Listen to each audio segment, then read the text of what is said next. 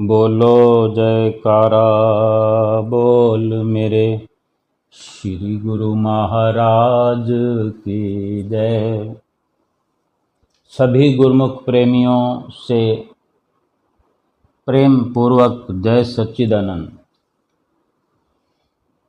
जो गुरुमुख प्रेमी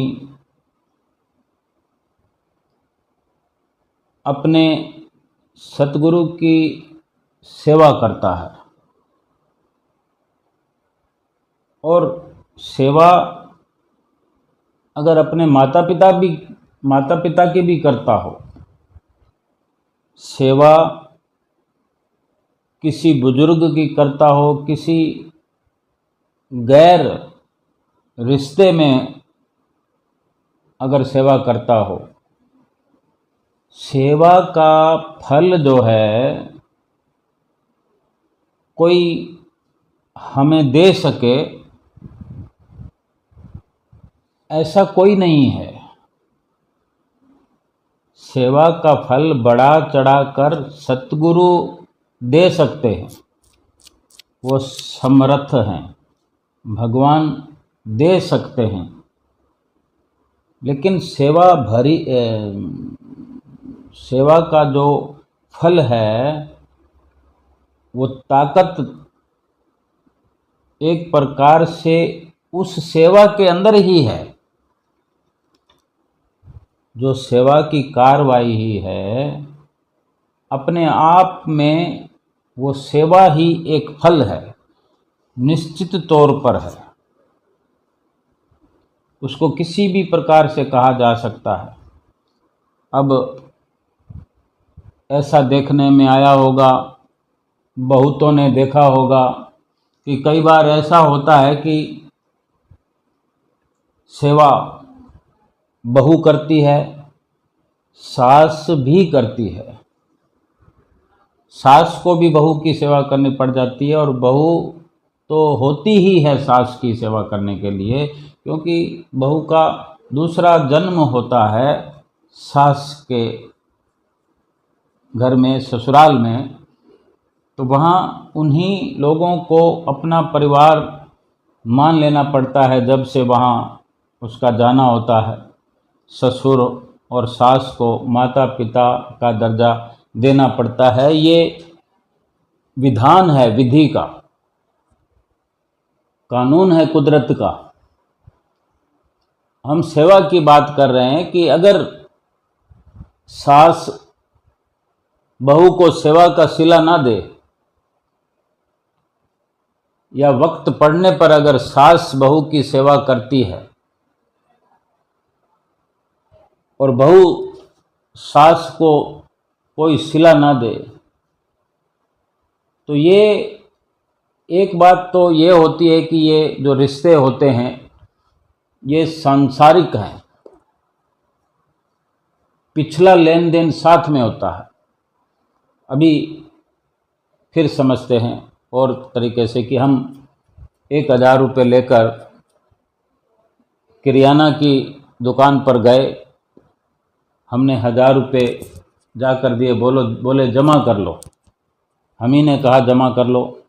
या फिर हम ऐसा नहीं भी करते हैं तो कई बार अपने आप ही वो दुकानदार जमा कर लेता है, हमारे न चाहने पर भी, क्योंकि वो पैसे रुके हुए हैं, हम दे नहीं रहे हैं और लगातार हम यही सोचते हैं कि अगर हमारी उधार बंद है, कि हमें उधार सामान नहीं मिलता और हमने भी जो पैसे देने वो रुके हैं, हमने रोक रखे हैं पैसे, तो हमारा कब से यही चल रहा है कि जो रुका हुआ है वो तो ठीक है, लेकिन नगद के लिए मना नहीं है, देते रहो लेते रहो। और इसी प्रकार अगर मन में आ जाए दुकानदार के और हमारे 1000 रुपये दिखाने पर वो हमसे पूछे ना कि क्या लेना है और सीधा जमा कर ले कि ये 1000 रुपये मैंने पिछले खाते में जमा कर लिए, क्योंकि हमारे कुछ अधिक पैसे निकलते हैं, ये तो 1000 ही जमा किए। तो 10 लोग, 20 लोग, 50 लोग खड़े हों, वो कहेंगे कि भाई हम तो सब पैसे दे रहे हैं और सामान ले रहे हैं, क्योंकि उनका नगद खाता है। कोई उधर उस पक्ष में हो जाएगा, कोई उधर उस पक्ष में हो जाए, लेकिन सच्चाई ये है कि जो पैसे पिछले हैं, पिछला लेन देन है, और दुकानदार अगर सक्षम है उससे पैसे लेने में, पावरफुल है, तो वो उससे चुकता करवा सकता है, किसी भी प्रकार से पैसे ले सकता है, देने वाले को देने पड़ेंगे।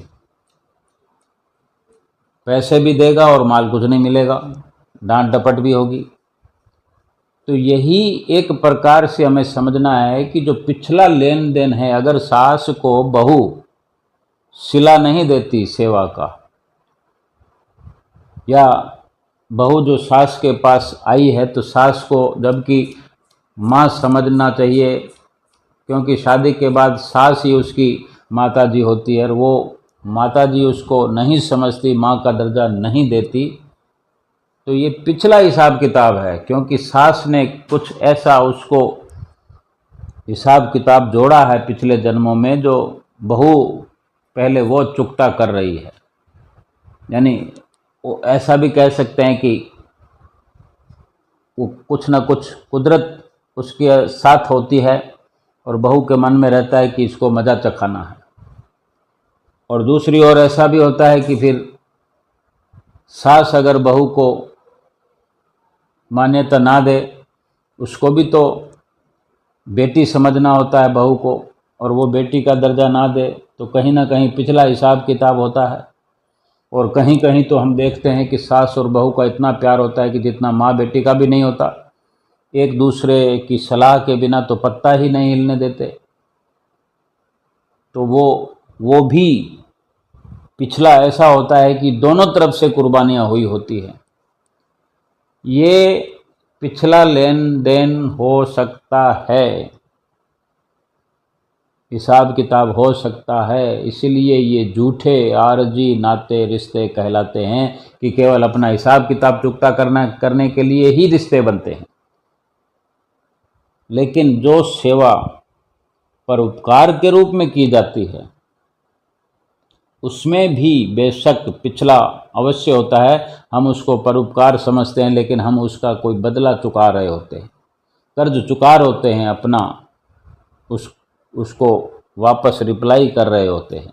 फिर भी उसको परोपकार का नाम दिया जा सकता है कि हमने ऐसी सोच बनाई, जिस प्रकार किसी से रुपए लेकर अगर नम्रता से वापस कोई देता है तो उसको भी, हालांकि कोई किसी के पैसे चुकाकर एहसान नहीं करता, लेकिन प्रेम पूर्वक देता है तो उसको एक अच्छा निर्णय माना जाता है, अच्छी सोच माना जाता है, उसको एक बढ़िया इंसान कहा जा सकता है।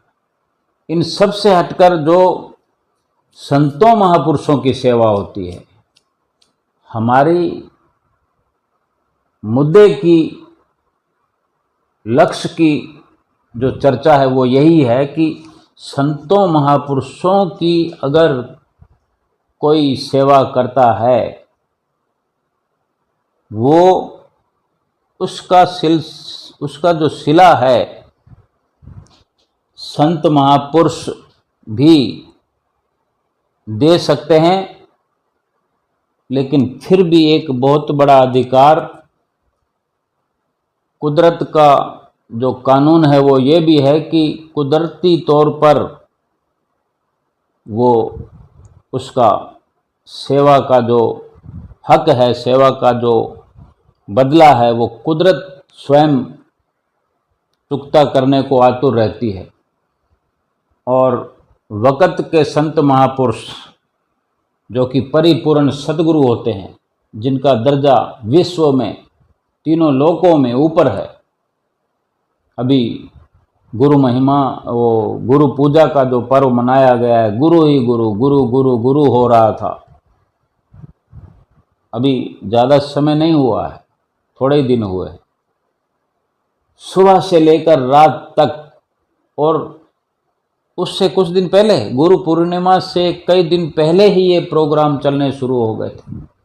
सारे संसार में डंका बज रहा था, गुरु पूर्णिमा आ गई, गुरु पूजा आ गई, गुरु पूजा को ये होता है, गुरु का स्थान ये होता है, गुरु ही गुरु हो रहा है। कोई भजन भी हो तो गुरु में संसार समाया, इस प्रकार के भजन बहुत सारे।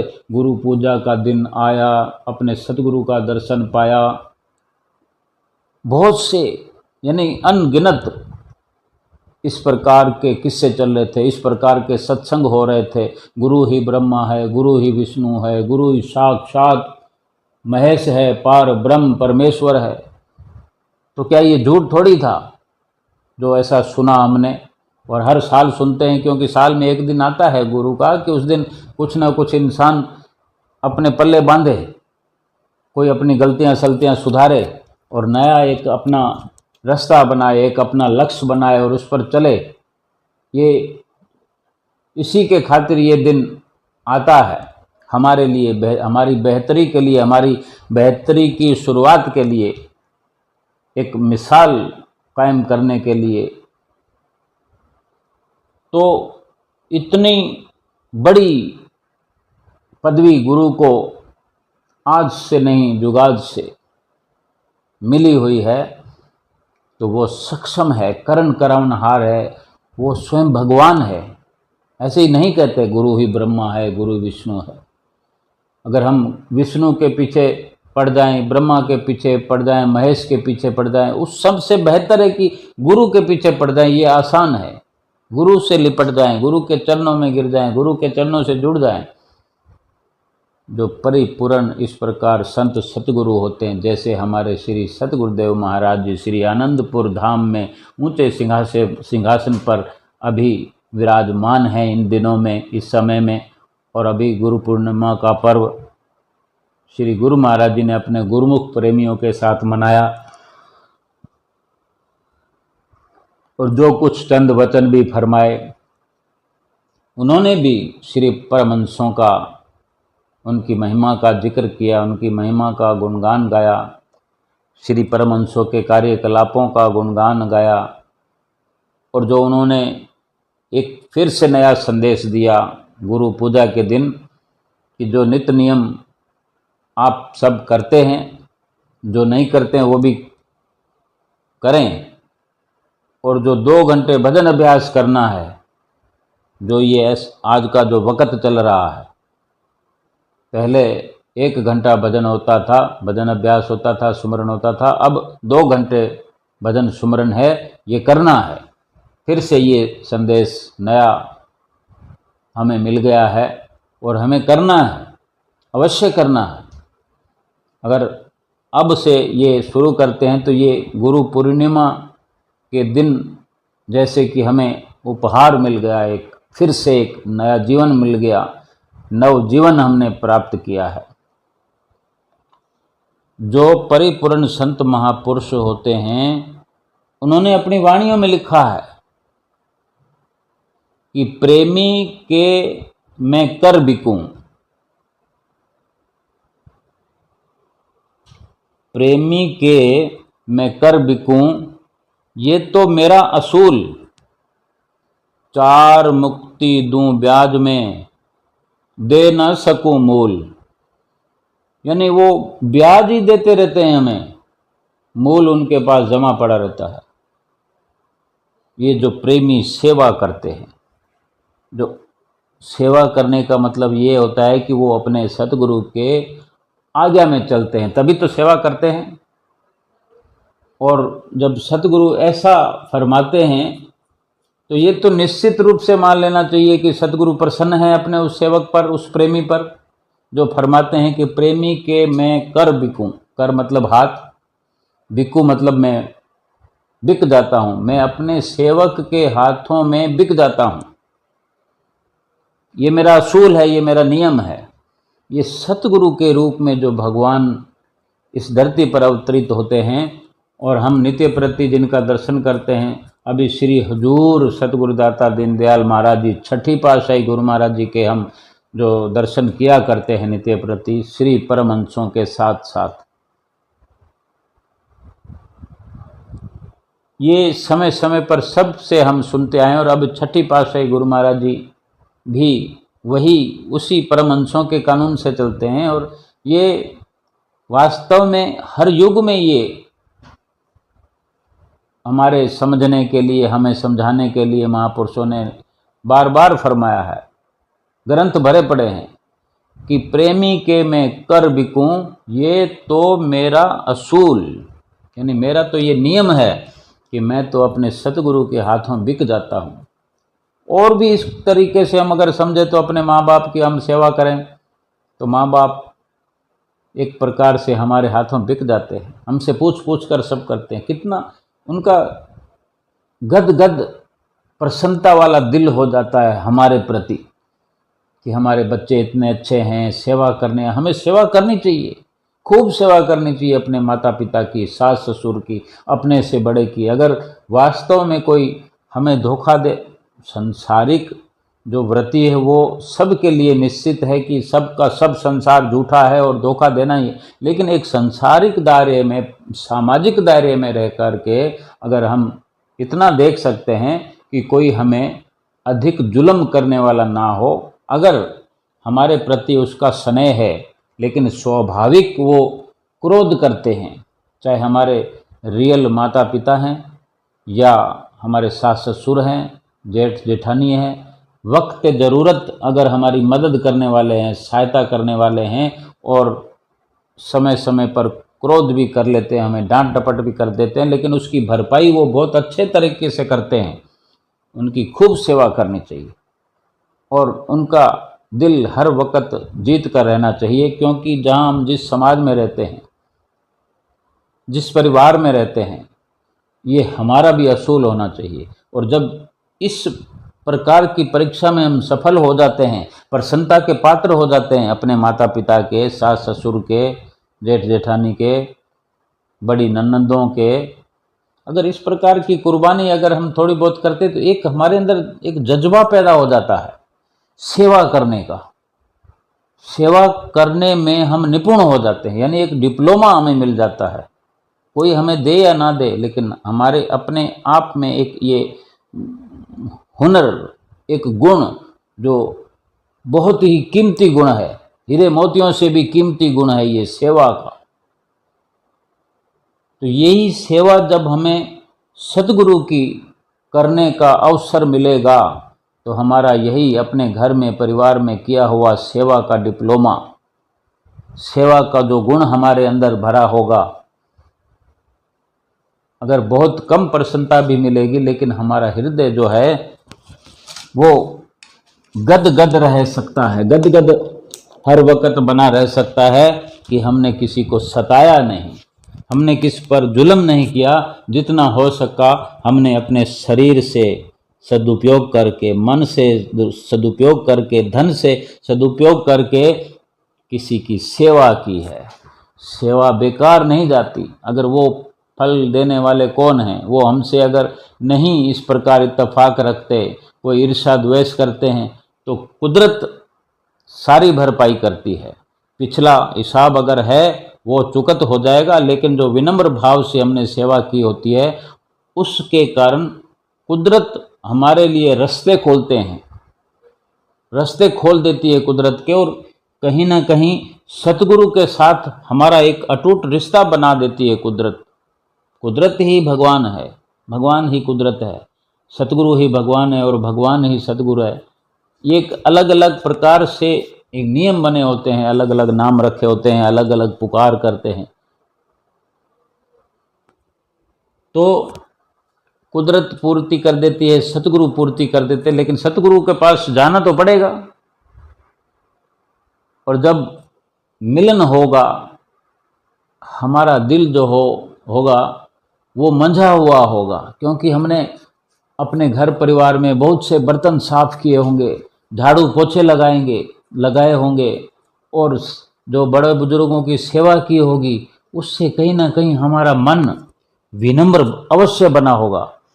और इस प्रकार से जब चलते चलाते हमने कहीं अपनी सुरती को नहीं अटकाया, किसी ने हमें स्थान दिया नहीं दिया, जैसा भी हो, हमने जैसे तैसे एक हुनर प्राप्त कर लिया सेवा का, तो सतगुरु के चरणों में जाने से एकदम से हमें इतने उपहार मिलते हैं, इतने उपहार मिलते हैं। सतगुरु फिर ऐसे सेवक से इतना प्यार करते हैं जो गद गद कंठ लेकर आता है, जो विनम्र साफ सुथरा दिल लेकर आता है, उस पर तो सतगुरु कुर्बान हो जाते हैं। तभी तो ऐसे प्रेमियों के लिए ही कहते हैं कि प्रेमी के मैं कर बिकूं ये तो मेरा असूल।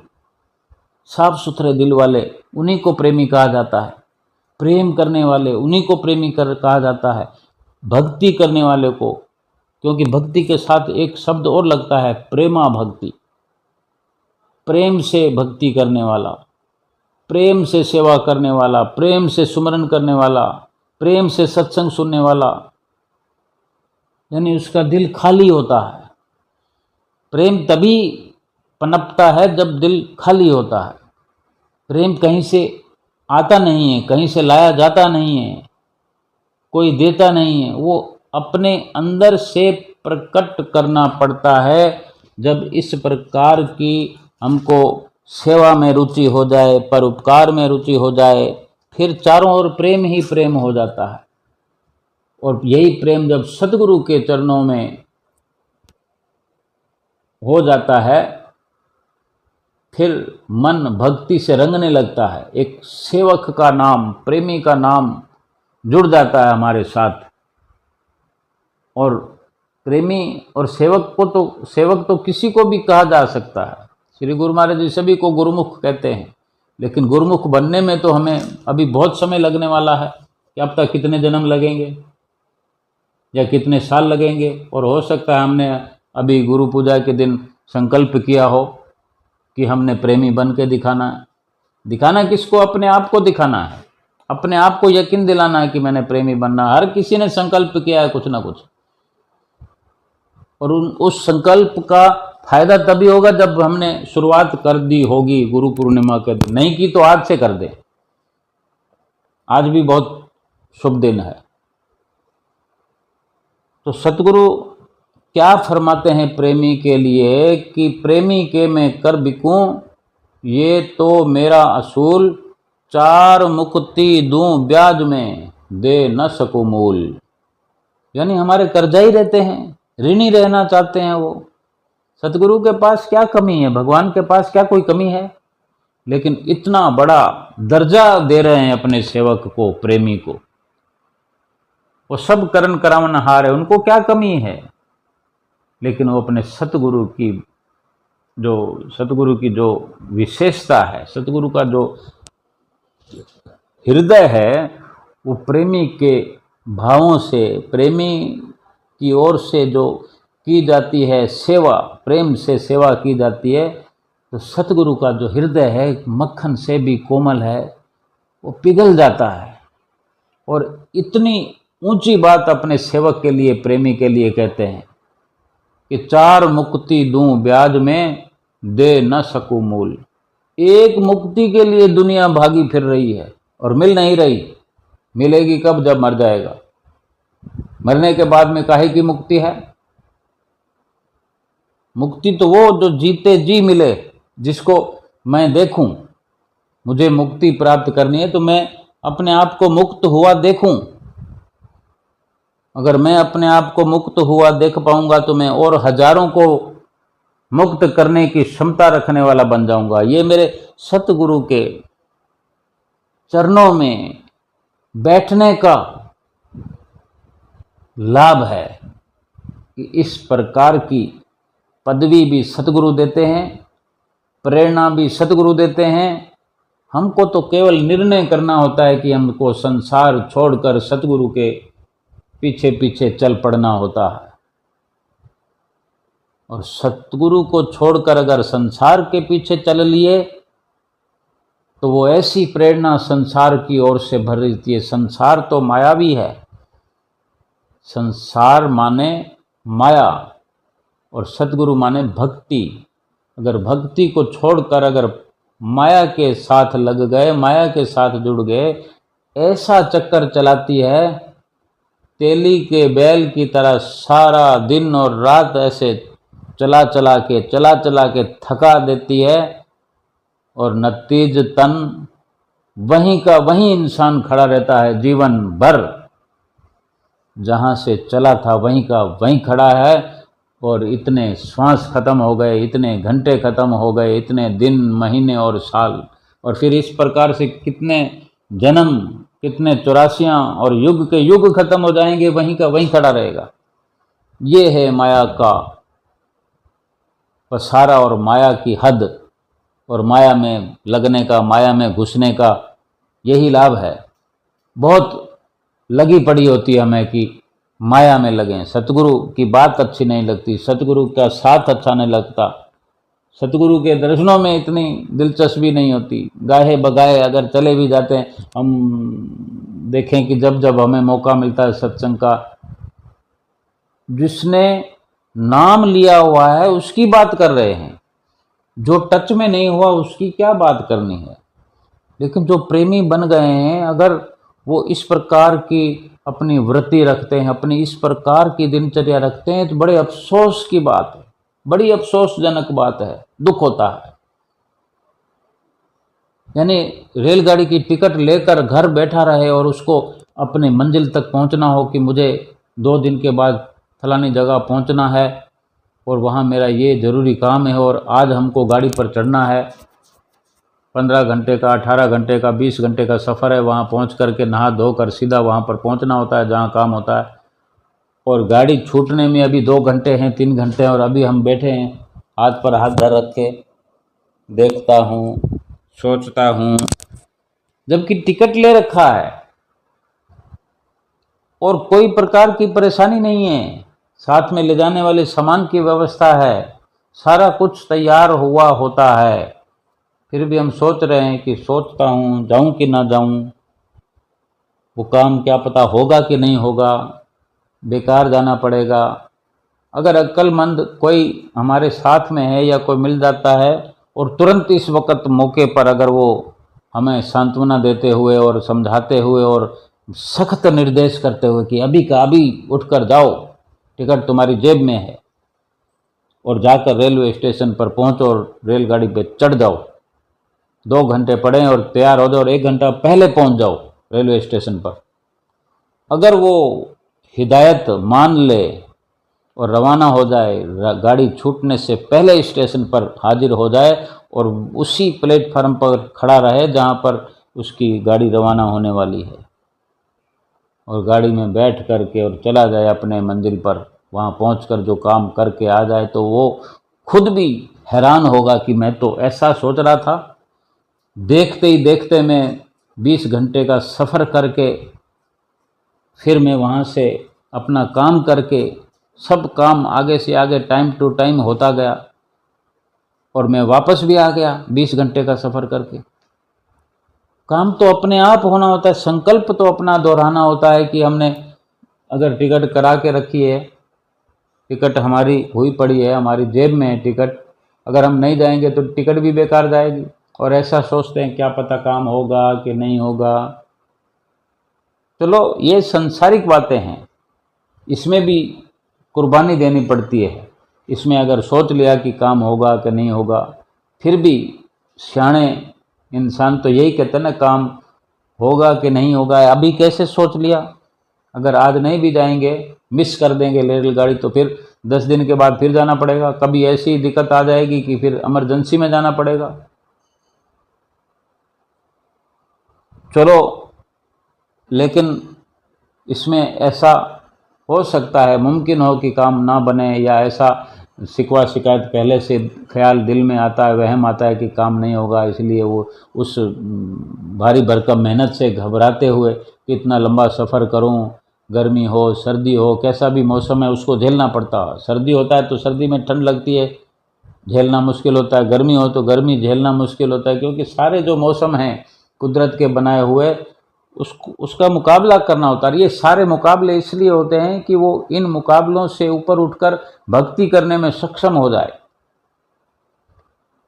ये संसारिक बात है कि इसमें कुर्बानी करनी पड़ती है और सोचना पड़ता है कि काम बनेगा कि नहीं बनेगा, ऐसे विचार आते हैं। लेकिन जो भक्ति का, जो हमें सत्संग का फरमान होता है, हमने निश्चित किया होता है कि फलां दिन सत्संग पे जाना है, फलां दिन त्यौहार है, जन्मदिन है, भंडारा है, राज तिलक है, व्यास पूजा है, वैसाखी है, कुछ भी है, जो जिसने नाम लिया है, जो सेवक बना हुआ है, सेवक कहलाता है, उसके लिए सब कुछ जरूरी है।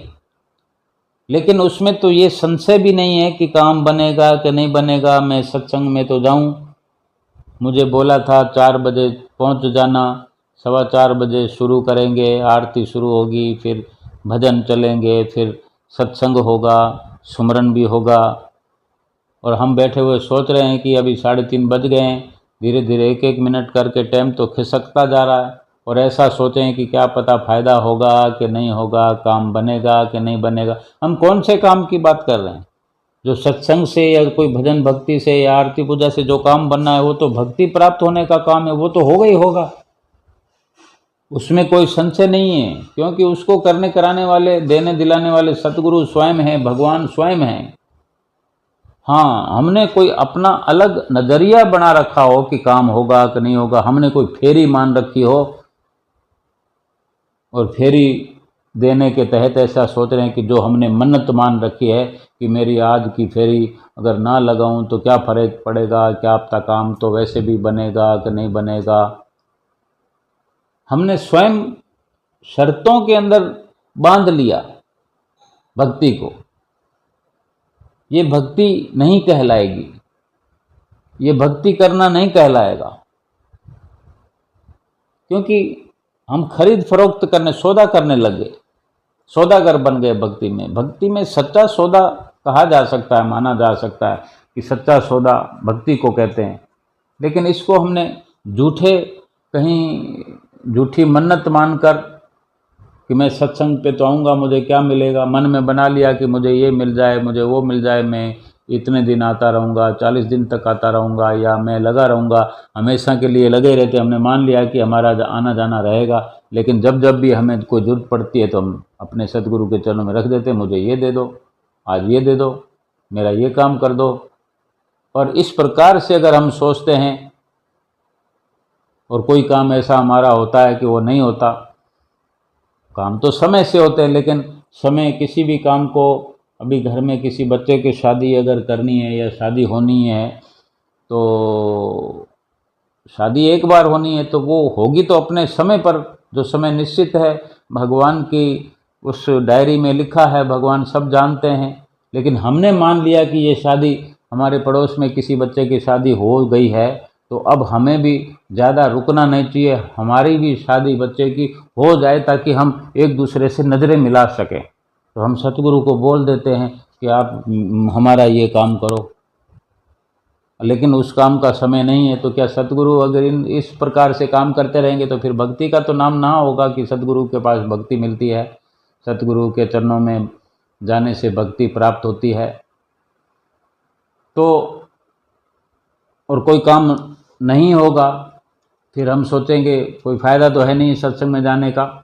समय पर जाओ, इतना ध्यान रखो, इतनी चेतना रखो कि 4:15 बजने वाले हैं। अगर 5 बजे का प्रोग्राम है तो इतनी उसको बारीकी देखो, 5 बजे की घड़ी को देखते रहो कि 5 बजने वाले हैं, 5 बजने वाले हैं, या 4:15 बजने वाले हैं, या सुबह का टाइम है, सुबह 6 बजे जाना है या 5:30 जाना है। तो रात की नींद खराब करो, अलार्म लगा के रखो, फिर सारा दिन आलस आता रहता है। कितनी बातें हम जानते हैं, कितने समझदार हैं हम।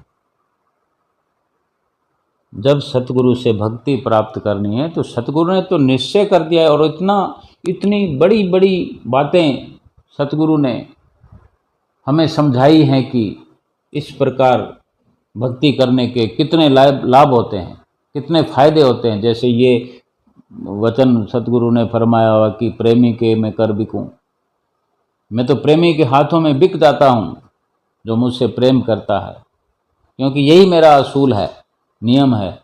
उसको 4 मुक्तियाँ देता हूँ ब्याज में। कोई दे सकता है ऐसा ब्याज? दुनिया में कोई बैंक ऐसा है? दिन पर दिन हम देखते हैं कि ब्याज घटता घटता घटता 54-58 पे आ गया। कहाँ 2 रुपये ब्याज होता था, 2.5 रुपये ब्याज होता था, आज 54-58 हो गई। चालू खाते में मिलेगा तो 4 6 आने पड़े, FDR होगी तो फिर 8 आने 10 आने,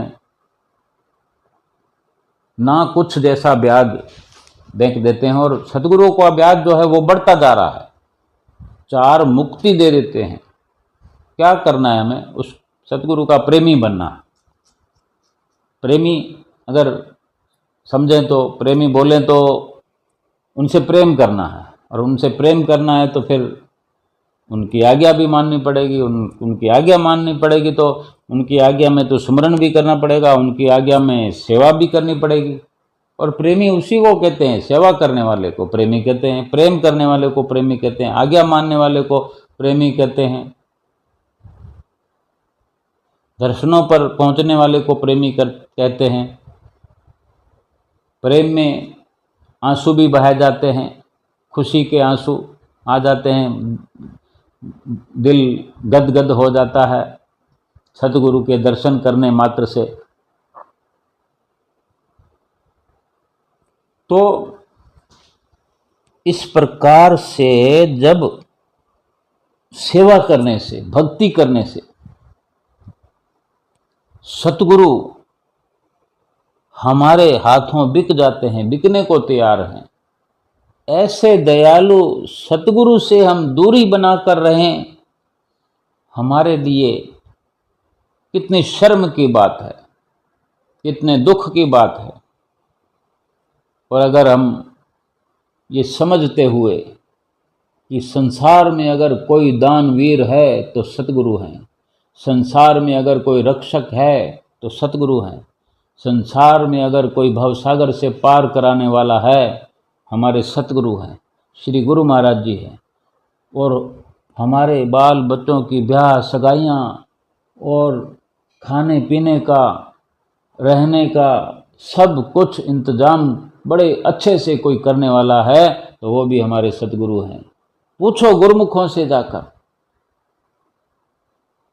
अभी गुरु पूजा के दिन श्री गुरु महाराज जी ने जो वचन सुनाए कि जो सेवक हैं दरबार के, जो सेवा करते हैं, जो नित नियम करते हैं और वो सुखी जीवन अपना व्यतीत करते हैं, और इस प्रकार सत्संग फरमाते हुए गुरुमुख प्रेमियों से बहुत संगत भरी, पूरे विशाल दर्शन हाल में भरी हुई संगत से, जैसे त्योहार के दिन संगत होती है, श्री मंदिर जी में बैठी हो या दर्शन हाल में हो, तो जब श्री गुरु महाराज जी इस प्रकार वचन फरमाते हैं तो वचन फरमाते उन्होंने पूछा कि आप सब गुरुमुख जन हो, सुखी जीवन व्यतीत करते हो कि नहीं करते हो, बताओ। तो सब ने कहा हाँ जी स्वामी जी।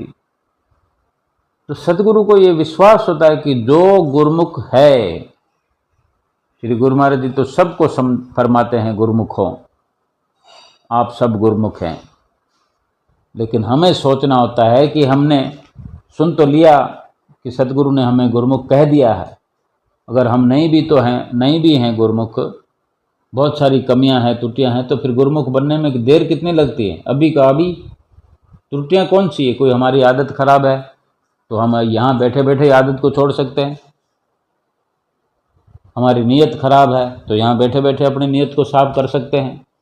खराब नीयत करके क्या करना है? किसी को ठगना है, किसी को छलना है, किसी को लूटना है। खराब नीयत का यही मतलब होता है, किसी को दुख पहुंचाना है। तो हम यहीं पर संकल्प कर लेते हैं, गुरु महाराज जी के आगे ही बैठे हुए हैं। ऐसे भाव अपने अंदर ला सकते हैं कि अब आज से तौबा है गुरु महाराज जी, मन मन में अपने अंदर ही अपने सतगुरु से जो प्रेरणा मिल रही है, अपने सतगुरु को अंदर ही अंदर से जवाब दे सकते हैं कि ये लो, ये छोड़ दिया मैंने, ये अपने स्वभाव में तब्दीली ले आया। आज के बाद किसी को ठगना नहीं है, किसी को सताना नहीं है, किसी पर जुल्म नहीं करना है, बल्कि किसी सताए हुए को लाभ पहुंचाना है। किसी पर जुल्म हो रहा तो उसको बचाना है, किसी के साथ ठगी हुई हो तो उसकी मदद करनी है। स्वयं ऐसे कार्य नहीं करने हैं जो कि मेरे सतगुरु को अफसोस हो, उनको दुख हो कि हम इनको गुरुमुख कहते हैं और ये संसार में इस प्रकार का जीवन व्यतीत करते हैं जो कि आने वाले समय में फिर बड़ी खुआरी होगी, बड़ी दुखों की अवस्था आ जाएगी, दुख ही दुख चारों तरफ से घेर लेंगे। हम तो दुखी होने वाले हैं, गलत कार्य करेंगे तो दुख उठाना ही पड़ेगा, लेकिन हम सतगुरु को दुखी क्यों करें? सतगुरु हमसे कितना प्रेम करते हैं, हमने कभी अंदाज़ा नहीं लगाया। हमारे लिए तो कुछ चंद नियम है कि ऐसा करो तो ये हो जाएगा, ऐसा करो तो सतगुरु यानी हमारे हाथों बिक जाते हैं, यानी फिर कितना हमसे प्रेम करते होंगे, क्या हम हिसाब लगा सकते हैं? हमें तो थोड़े से नियम ही तो करने हैं, सतगुरु तो हमारे हाथों बिक जाते हैं, यानी हमारे कहने में आ जाते हैं। हम चाहे जो कुछ करवा सकते हैं सतगुरु से, जो हमारे हाथों बिका हुआ है या जिसको हमने खरीद लिया है, वो तो हर कहना मानेगा। जब जिस वक़्त 24 घंटे में जब कुछ कहेंगे तब वो कार्य उसको करना पड़ेगा। ऐसे हैं हमारे सतगुरु, उनको खुशी होती है। हम कितना सतगुरु के चरणों में, सतगुरु के हाथों में बिके हैं? क्या हमारे पास है जवाब इस प्रकार से? हमने अपने सतगुरु को कितना अपना बनाया है? हम अपने सतगुरु के लिए कब दुखी होते हैं कि हमारे श्री गुरु महाराज इतनी उम्र में हैं, इतने उम्र दराज हैं, सारा दिन कैसे करते होंगे, कितना सोते होंगे, सारा दिन जगे रहते। देखो 5 बजे देखो तो जगे हुए हैं, फिर 7 बजे देखो तो जगे हुए हैं, 8 बजे देखो तो जगे हुए हैं। थोड़ी देर भर के लिए आराम कर ही लेते होंगे, लेकिन फिर आगे से आगे समय निश्चित होता है कि 11 साढ़े 11 बजे फिर अंदर दर्शन खुला करते हैं नित्य प्रति। लेकिन जब जब कोई समय का गैप होता है, उस गैप वाले समय में वो कहीं होते नहीं, ना दर्शन हाल होते हैं, ना मंदिर जी में होते हैं, ना शिमला में होते हैं, ना वहाँ होते हैं, ना वहाँ होते हैं। तो उसका ये मतलब थोड़ी है कि वो आराम मुद्रा में ही रहते हैं। वहाँ अंदर पहुँचने वाले और बहुत लोग हैं, लाइन लगाकर लोग पहुँचने वाले हैं। श्री गुरु महाराज ने किसी से किसी कार्य के बारे में पूछना है, किसी गुरुमुखों को किसी कार्य के बारे में पूछना है, बहुत सारी सलाह मशवरा उनको देना होता है, क्योंकि परमार्थ के कार्य हैं। रात और दिन चल रहे हैं, कहाँ कहाँ किस को क्या क्या श्री गुरु महाराज ने हिदायत करनी होती, तो वो इसी कार्य में लगे रहते हैं। हमें केवल अपनी सेवा का ख्याल रखना है, और सेवा की शुरुआत अच्छे तौर से जहां हम नित्य प्रति रहते हैं वहीं से शुरुआत करनी है। सेवा का भाव वहीं से, सेवा का जज्बा वहीं से शुरुआत करना है, ताकि वहां पर की हुई सेवा का भी सतगुरु ही हमें इनाम देंगे, गिफ्ट देंगे। सतगुरु से आस रखनी है। कहते हैं ना, नेकी कर कुएं में डार। हमें जहां भी मौका मिलता है, अपने माता पिता के घर में मौका मिलता है, अपने सास ससुर के घर में मौका मिलता है, कहीं किसी के पास कुछ समय बैठने का मौका मिलता है, तो ये हर वक्त ख्याल रखना है कि मेरे सतगुरु मुझ पर प्रसन्न होना चाहिए। हर कार्य में माता पिता की सेवा करेंगे तो सतगुरु प्रसन्न होंगे, सास ससुर की सेवा करेंगे तो सतगुरु प्रसन्न होंगे, किसी अड़ोसी पड़ोसी की सेवा करेंगे तो सतगुरु प्रसन्न होंगे, किसी गिरे हुए को उठा देंगे, खड़ा कर देंगे, सतगुरु गदगद प्रसन्न हो जाएंगे। अगर सतगुरु की प्रसन्नता का ख्याल हम हर वक्त रखेंगे तो फिर हमारी प्रसन्नता तो सतगुरु के हाथों में निश्चित रूप से ही रहेगी। और सतगुरु जिस पर प्रसन्न हो जाएं, नित्य प्रति गाते हैं ना, जिस पर होवें सतगुरु दयाल, भक्ति धन से करे निहाल। यानी निहाल कर दिया। निहाल करने का मतलब है कोई लेस मात्र भी कमी नहीं रखी, यानी इतना निहाल कर दिया, भक्ति के धन से निहाल कर दिया, अंबार लगा दिए, ढेर लगा दिए। जैसे किसी के घर के अंदर असरफियों के ढेर लग जाएं, सोने की असरफियों के। एक असरफी कितनी जगह घेरती है? एक कमरा भरा हुआ हो असरफियों का, या ट्रक भर भर कर आ जाएं असरफियों के और पूरे हर कमरों को भर दें, तो हम अच्छे अच्छे जो सोफे, कमरे, बेड लगाए होते हैं, मेज़ें लगाए, ये सब के सब निकाल कर बाहर सड़क पे रख देंगे। 50,000 रुपये वाला आइटम 10,000 में बेच देंगे, नहीं तो बाहर रख देंगे सड़ने के लिए, भीगने के लिए, क्योंकि वो जगह जितनी ज़्यादा हम खाली कर देंगे, क्योंकि बाहर ट्रक के ट्रक आ रहे हैं असरफियों के हमारे घर में खाली होने के लिए, तो हम वो इतना समझदार हैं कि असरफियों की ज़्यादा कीमत है, नोटों की गड्डियों से भी ज़्यादा कीमत है। एक गड्डी बड़ी से बड़ी अभी 2000 के नोटों की गड्डी होती है 2 लाख की। उस 2 लाख की गड्डी के वजन में या 2 लाख की गड्डी के जगह में कितनी असरफियाँ आएगी? एक असरफी 50,000 रुपये की। इतनी समझदारी भक्ति के धन के लिए हमें करना चाहिए, जीवन गदगद हो जाएगा, जीवन लाभान्वित हो जाएगा, लक्ष्य पूरा हो जाएगा, 84 कट जाएगी। सतगुरु की प्रसन्नता मिलनी चाहिए, और वो सेवक से जहाँ भी सेवा करेंगे, जिसकी भी करेंगे, क्योंकि सतगुरु को प्रसन्नता इसलिए होगी कि चाहे माता पिता की सेवा हो, सास ससुर की सेवा हो, बड़े भाई की सेवा हो, जेठ जिठानी की सेवा हो, अड़ोसी पड़ोसी की कोई बुजुर्ग है वो सेवा हो, और कोई लाचार किसी भी उम्र का हो उसकी सेवा हो, तो सतगुरु की प्रसन्नता उस पर भी, ऐसे वक्त पर भी इसलिए उतरती है कि वो सतगुरु देख रहे होते हैं कि जो आज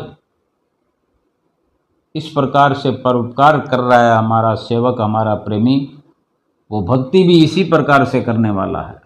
वो यही देखकर प्रसन्न होते हैं कि हमारे सेवक की घड़ाई हो रही है, हमारा सेवक निखर कर कुंदन बन रहा है। तो इस प्रकार से ही संसार में हमें जीवन व्यतीत करना चाहिए, और सतगुरु के नज़दीकी में जब भी आएँ तो सतगुरु के चरणों में, सतगुरु की आज्ञा से बड़े प्रसन्न चित्त मन से सेवा करते हुए अपने लोक परलोक को संवारना है। बोलो जयकारा बोल मेरे श्री गुरु महाराज की जय।